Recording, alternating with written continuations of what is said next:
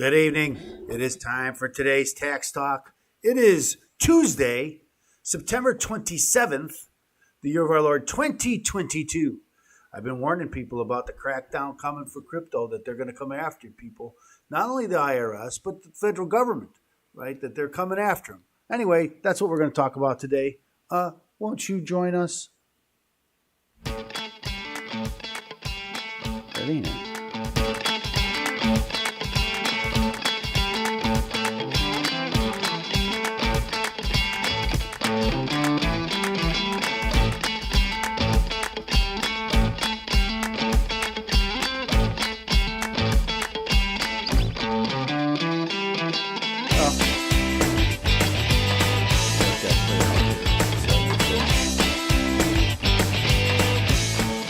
Wrong beginning. That's okay. We are here with the Crypto Tuesday.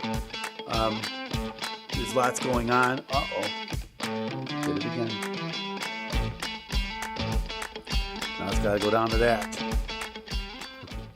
This is what happens when you're in a hurry. This stuff happens. Doing it again.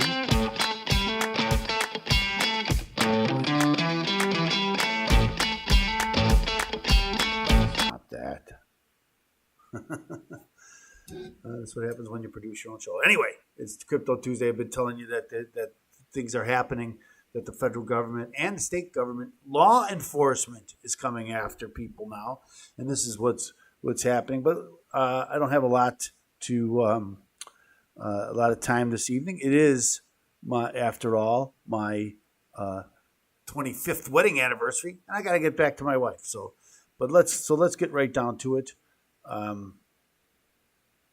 Let us get right to it. Okay, so here we go.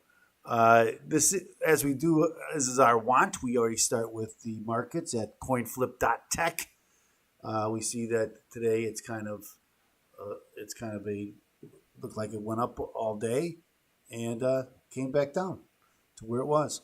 Again, very, very similar markets. Crypto, all of the crypto markets, Bitcoin, Ethereum. Same thing with the week. So here they're pretty kind of mirror each other, and so this is what's going on over the week. Not really making not giving a lot back, but not taking a lot, not giving a lot either. So now let's go. The IRS maintains watchful eye over cryptocurrency. Cryptocurrency continues to be a high priority topic at the Internal Revenue Service, and its handling as a taxable asset will evolve with the markets that use it. Currently, cryptocurrencies such as Bitcoins are not considered a form of currency like the US dollar or euro, but rather as property, even though it can be used for the exchange of goods and services or even as payment of wages. Nick Silva, Program Manager of Crypto and Forensic Services at IRS's Criminal Investigations Division.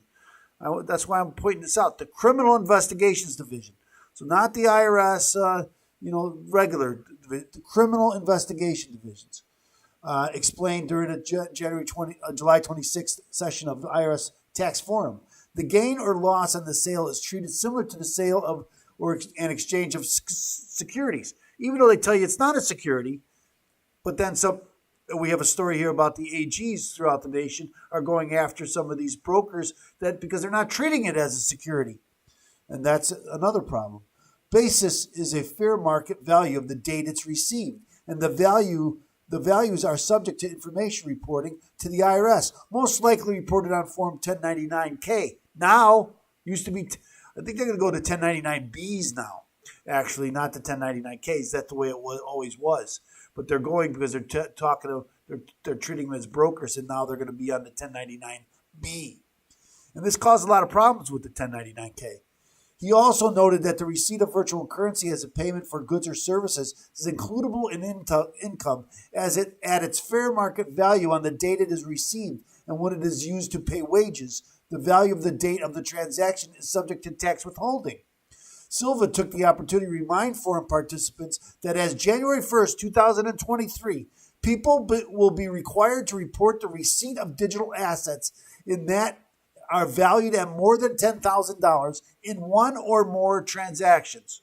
Okay, so if you've decided in your business to take crypto and you're doing business with somebody and you're doing $1,000 a month.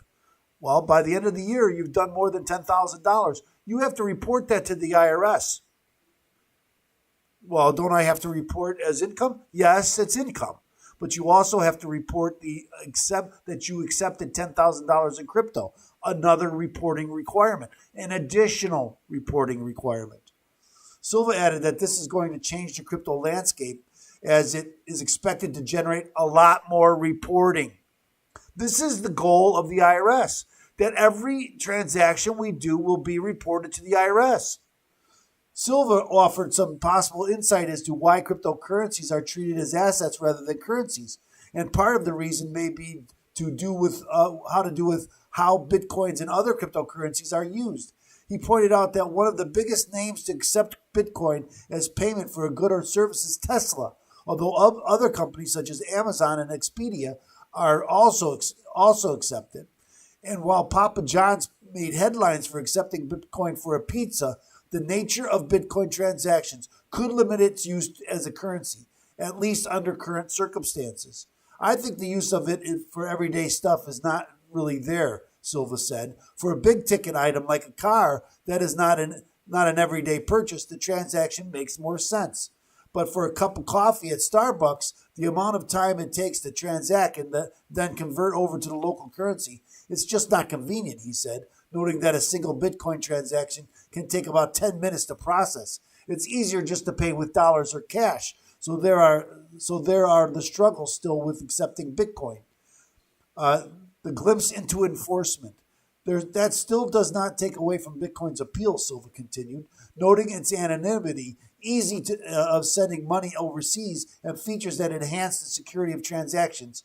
Of course, that also makes it very popular with those conducting illegal activities, something the IRS continues to combat. To that end, he highlighted that the agency now has 2 full-time units in Washington, D.C.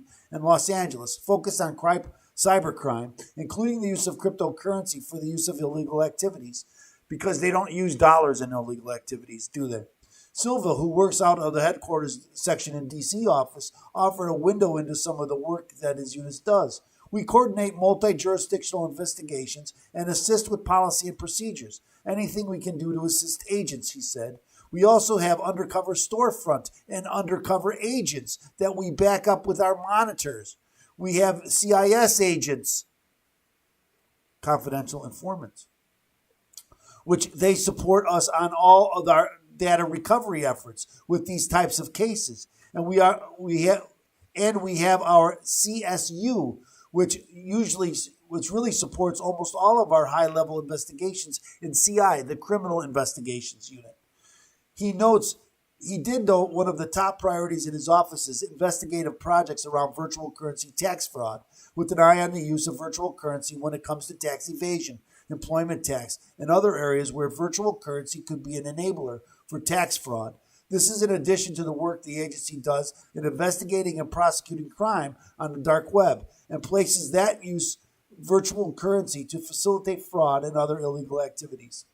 So there you have it. That's what they're doing. Now, I want to also point out there's these other stories here. IRS hunts digital currency tax cheats with serve a bank summons. The U.S. residents U.S. residents who have cheated on their digital currency taxes woke up to an unpleasant surprise last week. In a move that should be an obvious to President Joe Biden why he hired 87,000 new IRS agents, the federal tax agency received approval to issue a summons to the bank, the banking partner of a digital currency prime broker. The summons, often referred to as a John Doe summons, seeks information on customers of that bank who may not have reported their digital currency gains on tax returns.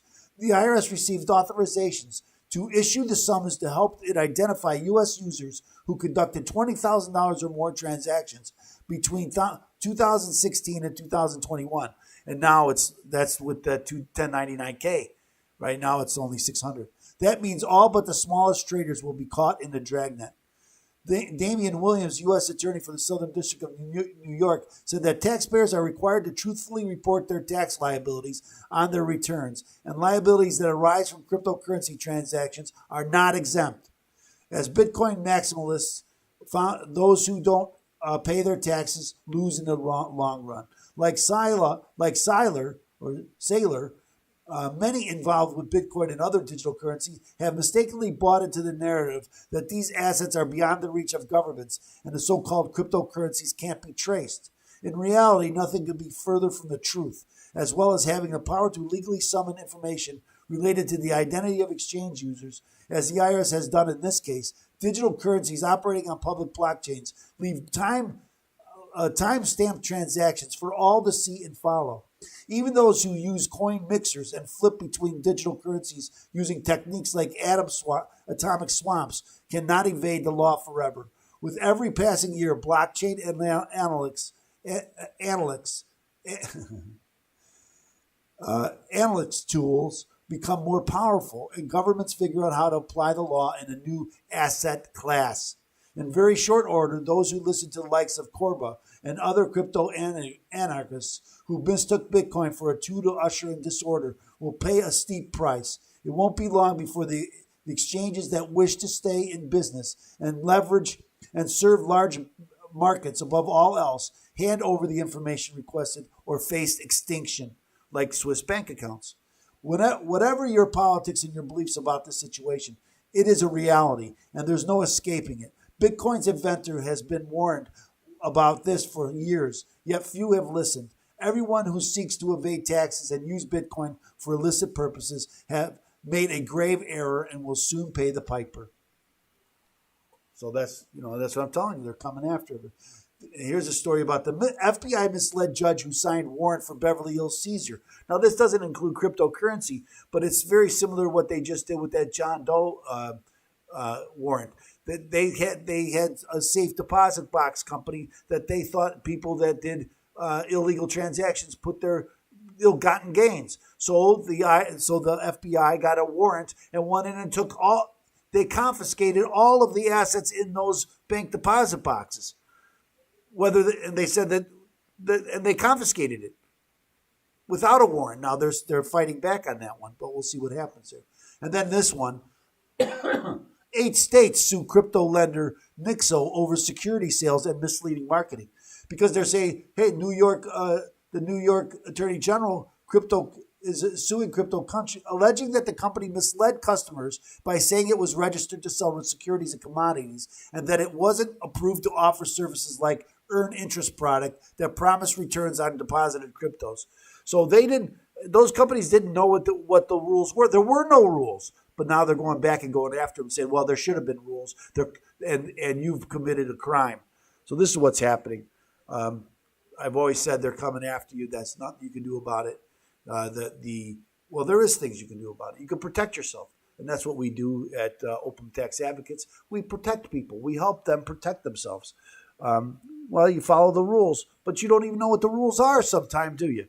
Okay, so actually, I'm going to ask you to like and subscribe. Like and subscribe. We need your help. Get this information out. Like and subscribe. I'm gonna give my plug for my book, Deal with Your IRS Problem Today. Go to freeirsbook.com, freeirsbook.com. We will ask for a small shipping and handling fee, but other than that, the book is free and all of the bonuses that go along with it. So thanks so much for joining us here today. I got to run and be with my wife. It is our 25th wedding anniversary. So thank you so much for joining us, and we will see you. Let's see if I can do this right. We will see you. Right? We'll see you another time. Out.